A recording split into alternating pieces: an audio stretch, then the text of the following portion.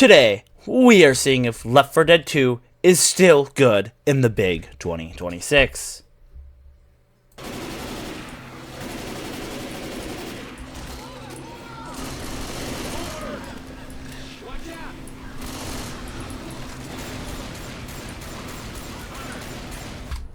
How do we determine the fact that Left 4 Dead 2 is still good in the big 2026?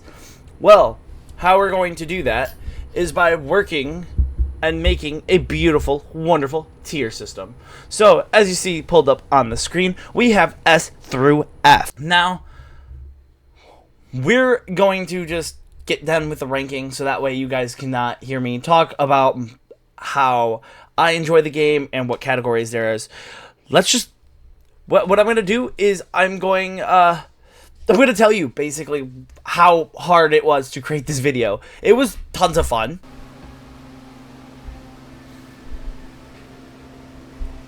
Did you just...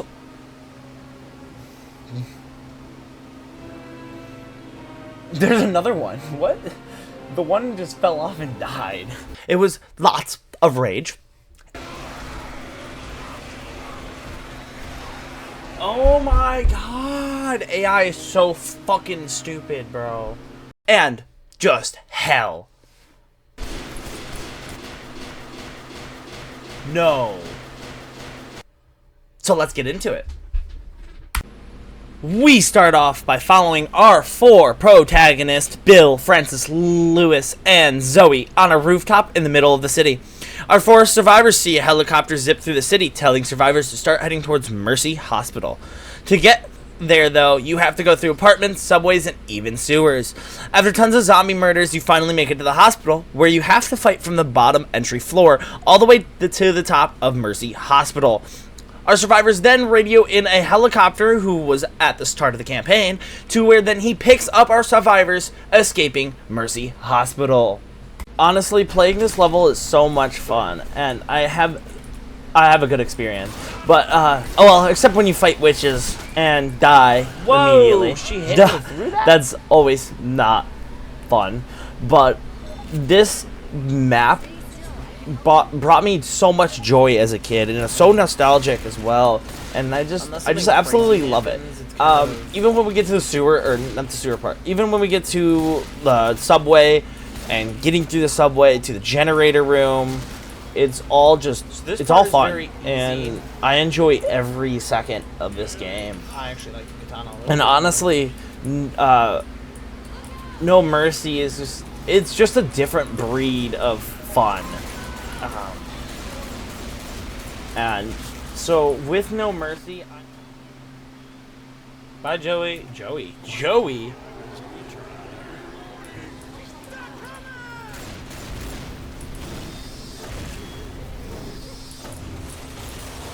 Crash Course makes it the shortest campaign in the series. It is 2 whole levels. You start off in crashing in the helicopter. So our survivors kill the pilot due to him turning, and they crash, and they make it their way to a depot. In the depot, they take a armored car and drive away with it. Oh yeah, number 2. But this is the shortest campaign in the series, so there's not really much to talk about. To be like an enemy? This is also a reason why it will be in a different rank, obviously a lower rank, because even though it's 2 levels, it still has some good events.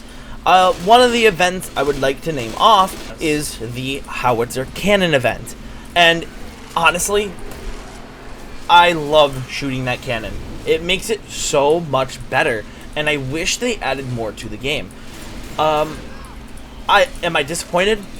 Not at all. It's still a really good game that came out 20 years ago, and I love it. Welcome to Death Toll.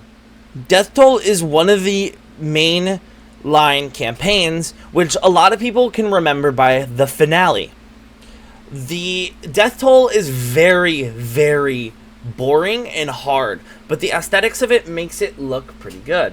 It's kind of interesting that you get to crash a little bit. I don't know, if you look behind you at the start of the campaign, you're gonna see a car behind you, and that was the armored car you drove off in Crash Course.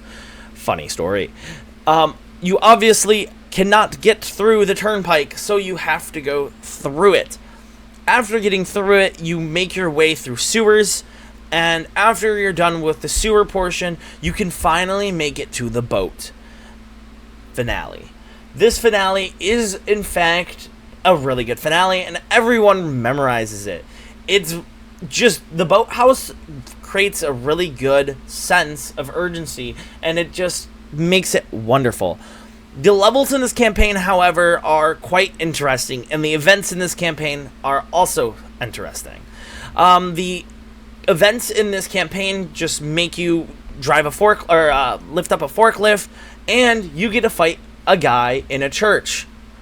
He does end up mutating and turning into a bad creature, which obviously not very happy about. I do love that he decides to hate you and say, "No, I don't want you in here." So it creates a very good, fun campaign. Now, there is some portions in this campaign that make me mad. And if you played it in expert mode, you will cry, because it is very, very difficult. Dead Air. Everybody, and I mean everybody, has seen this map. I love it. I used to play this map through and through, besides No Mercy, and honestly, I don't regret it. The first part of the campaign is amazing. It took me until today to realize how we even got to the greenhouse. I never looked around, I never figured it out. The greenhouse is right next to the docks, and that's how your character ends up there. And I don't know why they would drop us off there, but they do. Or it's for a military installation. So with Dead Air, you have to travel through above buildings to get to a terminal, and in this terminal you have to fight, and I mean fight your way through. It's difficult. In expert mode, this is probably one of the hardest campaigns to get through, and it is very nerve-wracking. So when we do our expert gameplay, we're going to struggle, and I mean struggle a lot to get through Dead Air, and I honestly already know that it's going to cause a lot of issues. I'm terrified. Dead Air was one of my favorite campaigns ever. The finale is just absolutely wonderful, and I'm very glad that I got to play it. Seeing that airplane fall from the sky was amazing, and it just makes sense why there's so many zombies that go to your location. I mean, an airplane blows up, so everybody would be attracted to that, and you're starting a fuel pump, which is very loud. This end finale, I have played multiple times. There's been times I've singled out the campaign to only play the finale, and as a kid, that's what I grew up with. And that's what I remember Left 4 Dead 2 being about. And not even Left 4 Dead 2, Left 4 Dead 1. And if they got rid of it, I would have probably cried. I'm very happy that Dead Air exists. And so I'm obviously, personally, going to put it in a A rank because... and I know that'll be later down the road and not in the explanation, but it just makes sense. I mean, you kind of follow an airplane at the beginning of the game. It's great. Blood Harvest. This map makes me rage. I have never met a stupid map like this. Let me begin with an explanation of how this map works. This map is you start off, I don't know how you get there, first of all. So this map is very confusing, and how it works is very confusing. You are in the mountains now. Don't know how you got there, but you're in the mountains, and you have to make your way to a farmhouse. I don't know how our characters know where anything is, And I don't know why there is zombies in this campaign, because technically there shouldn't be zombies in this campaign with how many freaking ravines there are. Zombies aren't intelligent. They are pretty stupid when it comes to things. And somehow this game made them like knowledgeable. So that was the only bug that I had with Blood Harvest, and it's very aggravating, especially the train parts, because it's just, as you saw in the beginning, I died once out of this entire campaign on easy mode because the AI could not reach me in time. It is probably one of the worst experiences I've ever played, and honestly, that's why I'm giving it low rank, because it's just, when you play Left 4 Dead, you want a zone where you can kill zombies and it makes sense. And I know we shouldn't be saying, well, I want to be in the city for all the game. That makes it boring. But with the exclusion of Death Toll already, with that one being out in... you're still out in tunnels, but it's not the same. And Blood Harvest tries to mimic Death Toll, and it does a terrible job at it. And I don't care what anyone else says about Death Toll or Blood Harvest. It's not a very good map. And the finale, though, it's kind of cool, but also makes no sense, because how come when you radio in, the zombies just start coming out of nowhere? What, you're using a radio and telepathically all the zombies come to you? I would get the crow part, and when you get to the crow part, it makes sense, because they're loud. They're going to cause zombies to get to your location. A horde of zombies? I don't know. A few? Yes. If you ever seen The Walking Dead and Herschel's Farm, you would know what I'm talking about. They barely had anything until the zombies came off the highway. But there's no highway here. It's just bogus. I don't like it. The Sacrifice.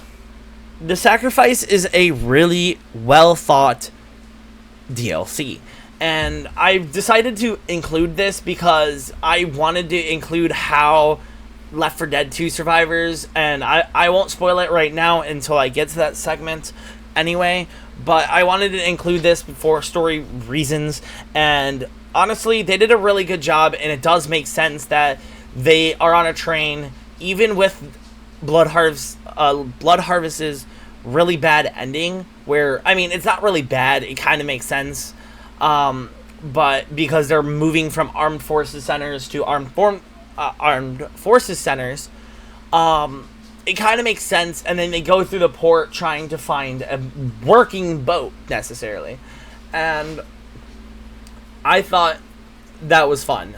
They did a really good job on making The Sacrifice, especially with it being a DLC. It really sucks because this is the first time your player dies in a campaign, and it will show at the end of the campaign, especially when you're solo. Now, if you're playing multiplayer, you kind of don't get the same experience, but essentially, I used the wrong character. I used Francis when lore-wise, it is Bill who sacrifices himself, and you see him in the passing, which I totally forgot to include in the passing. I forgot to just look over him. But necessarily, The Sacrifice, even though being a 3-level campaign, it felt long enough to be a normal campaign and short enough to make it fun and enjoyable. And I would always love coming back to this map. Dead Center. In Dead Center, it is quite an interesting show. We start off with 2 new protagonists. We have Nick, Rochelle, Coach, and Ellis, who all go to the same location and meet up, just like how the original 4 were. This will create a cutoff from Left 4 Dead 1 to Left 4 Dead 2, even though most of the DLC, so the Sacrifice and the Passing, is from Left 4 Dead 2. This is where we get our new protagonists, and we follow them. The story is very consistent on how they get to the location, and also with how the characters and protagonists were. it makes sense. You have Rochelle, who's a reporter. You have Coach, who's literally a coach. Then you also have Nick, who's a businessman, quote unquote, and Ellis, who's just a hillbilly. Honestly, it's a very interesting group, and I love how they explain it, but they are in Savannah, Georgia, and they're trying to make their way through things, which I guess technically places everything in the events of Left 4 Dead 1 in Savannah, Georgia, unless they somehow explain that, and I'm just missing that. Unless Dark Carnival is somewhere else. That's kind of where I'm putting it at. Or the passing, technically, is what I'm talking about. But they honestly did a really good job of this game. And I'm very, very happy. With Dead Center, though, I should explain a little bit more instead of our new protagonist. Dead Center is necessarily a... how should I put it? You go through a mall, and that's really all you do, I guess. Well, not really. The first level, you go through the burning hotel to get out of it because you went up it thinking the helicopters were going to come get you, and they hate you, so they miss you. And then they kind of...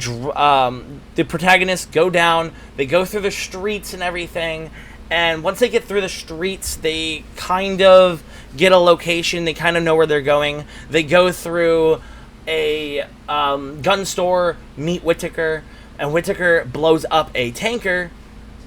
And you get to finally go to the mall, and you fight through the mall, find the Jimmy car, and you drive it out, ending the campaign. This is a fantastic campaign, and I'm very, very happy while playing it. The Passing. This is another DLC, like I was talking about earlier. This campaign was a very good way of making the protagonists meet and still leave how they met, you know, with the group still splitting up. And I do like how they did that. It really sucks that the protagonists from the first game couldn't go with them. I think it was mainly because of Lewis's bad leg, but they did a very good job of wrapping up the story still with the first survivors. It really it gets at us, unfortunately, that they are stuck there to the end of time. We don't know if they did move eventually, but I do want to explain the passing being how they they park at the bridge that was excluded from the port. How they got there, I have no idea, honestly. And our protagonists obviously want to get away. They want to go through the bridge, and they kind of can't for obvious reasons. And then we get to the second act, which is going through all of the buildings. I think it's buildings. I don't remember off the top of my head, even though I have it. I played it. It's just a very small campaign, but very worth it, and I do like how they put it with everything. And they did a good job, is what I'm trying to say.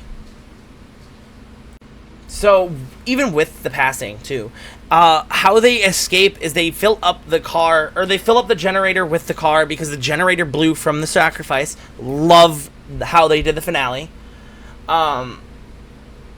And it all aligns together and makes a very wonderful campaign. And then they escape, obviously, they drive away, and they end up in Dark Carnival. Dark Carnival.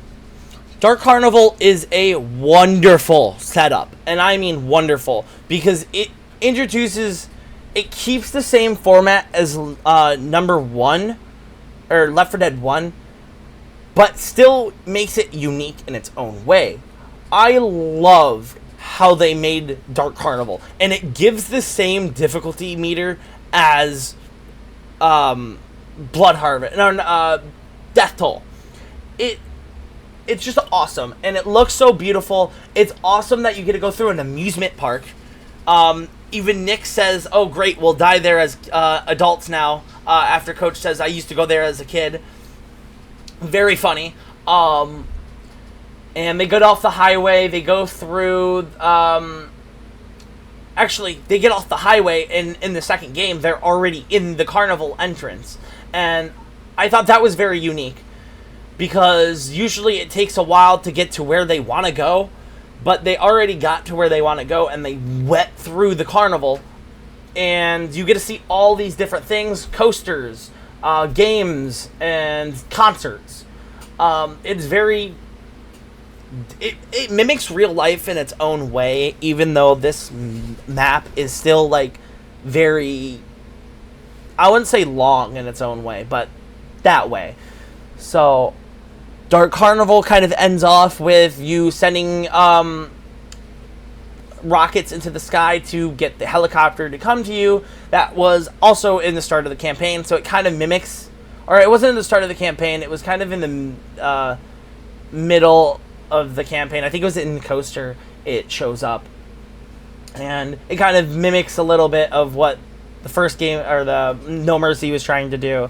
But you shoot rockets in the sky, and the helicopter comes and saves you. And the way they make No Mercy to Crash Course is the same as how Dark Carnival is with Swamp Fever, which is going to be the next one we talk about. Swamp Fever. Swamp Fever is the exact same thing as Crash Course, except they made it different and unique. And I say unique a lot for Left 4 Dead 2 because there was ways that they couldn't make it. If you've ever played Back 4 Blood, they make it not unique and very repetitive because it's always the same thing over and over again. Left 4 Dead could have mimicked that. And I know Left 4 Dead came out before that, but if they made it so repetitive and so same, no one would have played it. And that's what makes this game so fun, and I really enjoy it. And I understand that this game is very old, and Swamp Fever is just... It's also another aggravating map. You end up crashing the helicopter, or you kill the pilot, you crash, you go through the swamp. Somehow you find a plantation at the end of the map, and you basically find Virgil, who is your main guy for the last 2 campaigns. And I really love how they made the finale... not the finale... They didn't make anything different with the finale, but I love how the finale is basically the same. You get to see Virgil, or you don't get to see Virgil, but you get to go on Virgil's ship, and you get to go with Virgil for the rest of the game, because Hard Rain also does the same thing.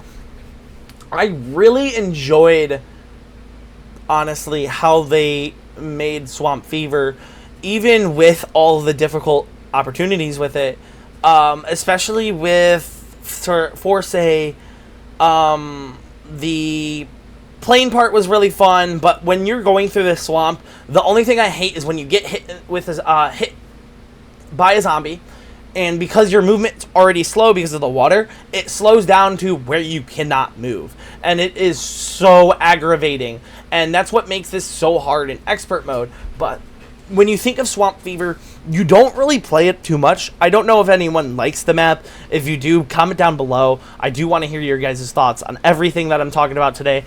But yeah, I honestly enjoy Swamp Fever a little bit. It is still something that I dread dearly because it's such just a plain campaign.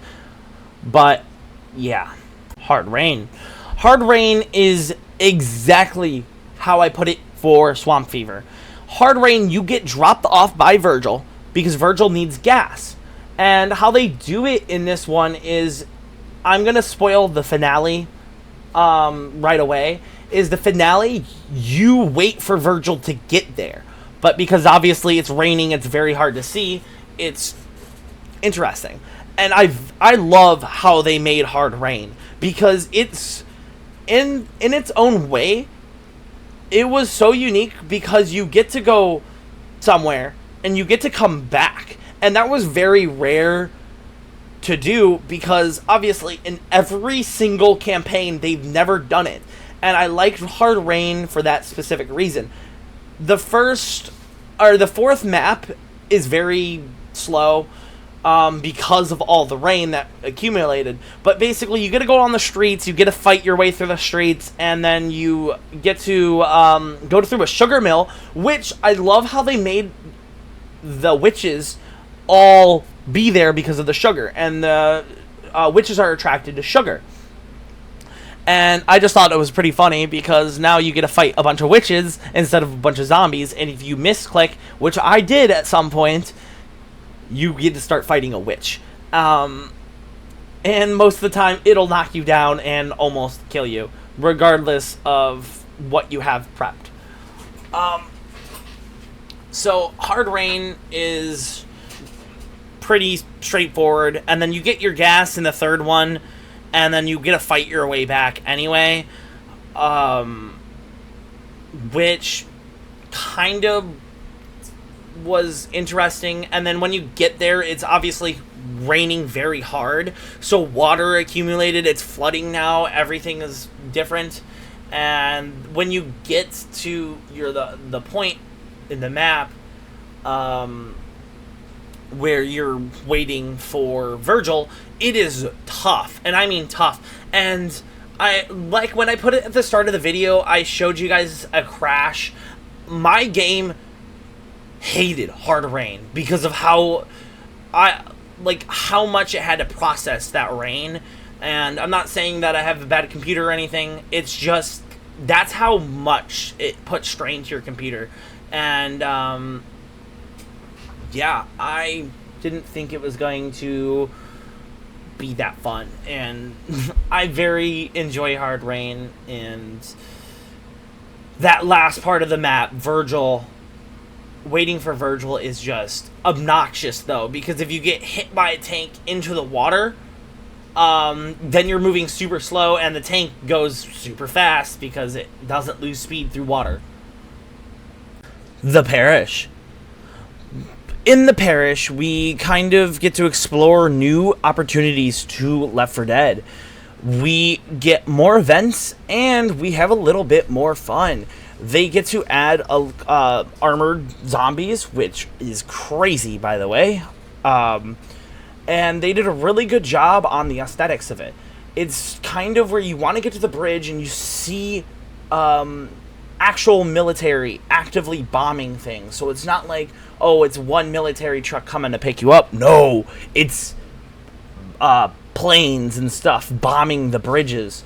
And while you're going through the Parish, you also have all these different things. You're just going through this town until you get to into a sewers, and then you get out of the sewer, and you get into a cemetery after a car lot.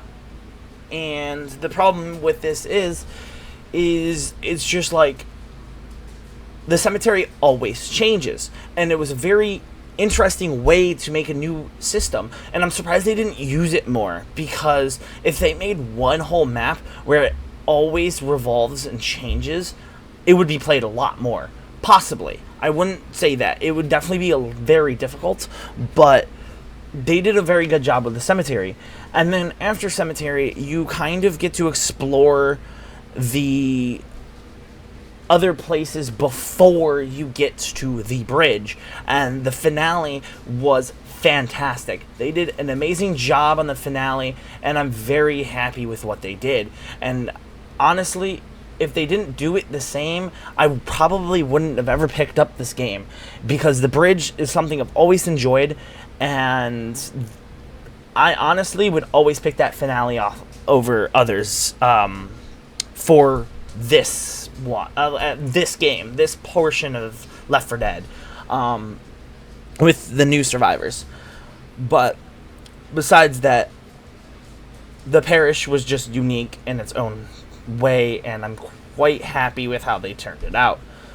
So after going through all of the campaigns with you and how I feel about them, I'm going to finally do the ranking portion of this video. So, as I said, No Mercy is an S and will stay in S tier. I enjoyed this map through and through, as I explained before. Sorry, half of this has got messed up. Crash Course is going to be a C. C because it's not long enough, which I think they did on purpose. And honestly, it's not the best. And I kind of thought about aesthetics as well. And it's not unique in its own way. And I'm going to say the word unique a lot more still. Another thing is, where is it? Next one. Can't find it. Death Toll. I'm going to put this one at a B because of how hard it is, and it's just the same repetitive nonsense in the sewer, and I do like the finale, so that's why it's not getting a C. So B is fine. We're going to talk about Dead Air, which I'm going to put in S tier. So I have about 3 S tiers. I know what I'm already going to do. Dead Air is another S tier. Am I going to put it before No Mercy? No. I honestly love Dead Air a little bit more. Alright, I love No Mercy a little bit more because it's so nostalgic, and that's what I'm going to put over my own preference as well. Which sounds very stupid, but Dead Air is also really fun, and I loved everything about it, and it was the campaign I played as a kid through and through. But No Mercy, I also played a lot of the finale, so I can't really say it. Those two were my favorites, and I'm going to say that for that map. We're also going to do Blood Harvest. Hot garbage. You already know what I said about it. I hate it. It's garbage. It's terrible. Somehow they decided to make the worst campaign of all time, and it makes no sense. So, F tier. Then we're also going to talk about The Sacrifice, which I'm going to put at A tier. Very short, which is okay because it made it still long enough where I enjoyed it, and I love how the story is put together, and it's another one of my faves. Dead Center is going to be an A as well. It's the map I played the most for Left 4 Dead 2. I know it in and out. There could have been a little bit more aspects to it, but Dead Center was really good.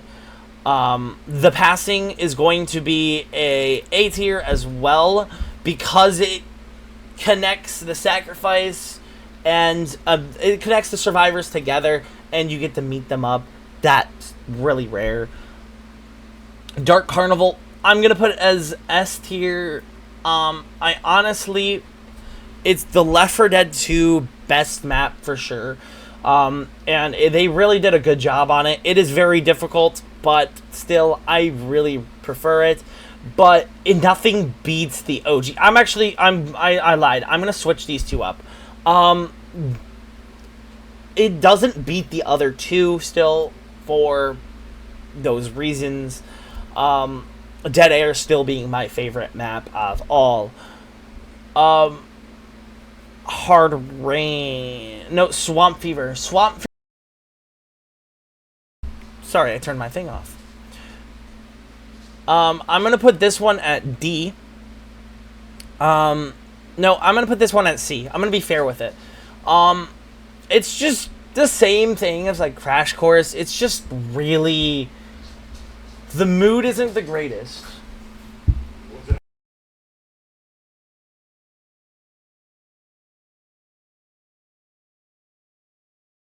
Swamp Fever is not like the best. They could have done a little bit more with it, I think, in the end. So onto Hard Rain, which I'm gonna put at a B. It's the same as Death Toll.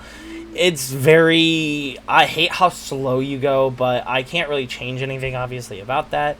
They did a very good job at making the map very unique in its own way, and they did it. I like how different it is. If they didn't do it, it would have been different. And last but not least, The Parish. I'm going to put this at A tier, and I'm going to move it up. Actually, no, I'm going to put it in B tier, and it's going to be in last place for sure. just because it's just so plain, and they did, like, I do like how, I'm gonna do it like this, for sure. The Parish did a very good job at making different things than the other ones, but they still made it where it was just, you run through the map, you get to the end. I know it was supposed to be a cutoff, but yeah, it's just... So, the short answer? Yes. Left 4 Dead 2 is still good in 2026. But, if you really want to delve deep, you have to figure it out for yourself.